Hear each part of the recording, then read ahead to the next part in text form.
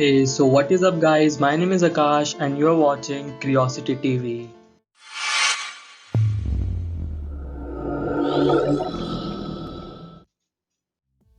तो आज की इस वीडियो में हम जानेंगे कि हम ये कैसे डिसाइड करें कि what is right and what is wrong. तो सबसे पहले हम ये डिफाइन कर लेते हैं कि what is right. तो right को हम डिफाइन करते हैं as morally good, justified and acceptable.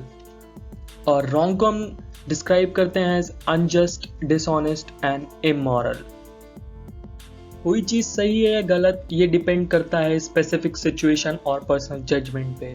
तो चलिए इसको एक एग्जांपल के साथ समझते हैं। सपोज आपने रोड पे एक एक्सीडेंट देखा, उसमें जो विक्टिम है वो बहुत बुरी हालत में है, उसको जल्दी से जल्दी आपको हॉस्पिटल लेकर जाना है, मगर आपके पास कोई व्हीकल नहीं है उसको ले जाने के लिए।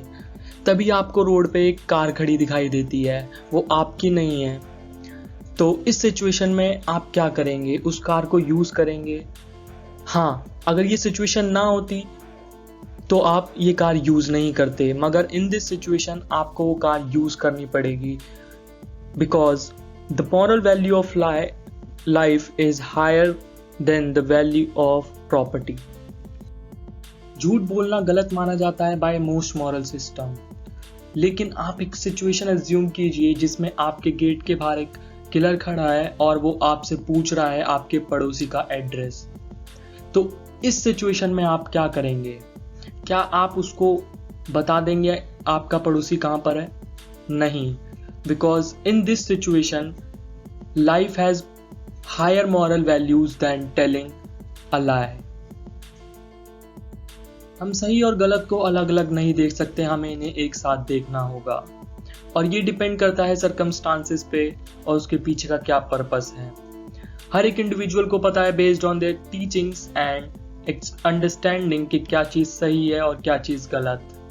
लोग बेशक से सही चीज़ें ना फॉलो कर रहे हो, लेकिन उन्हें उनके इंट्यूशन और दूसरे लोगों को ऑब्जर्व करके पता लगता है कि there is a higher level of living, और जो कि डिपेंड करता है ट्रुथ पे, स्पिरिचुअलिटी पे और प्योरिफिकेशन पे।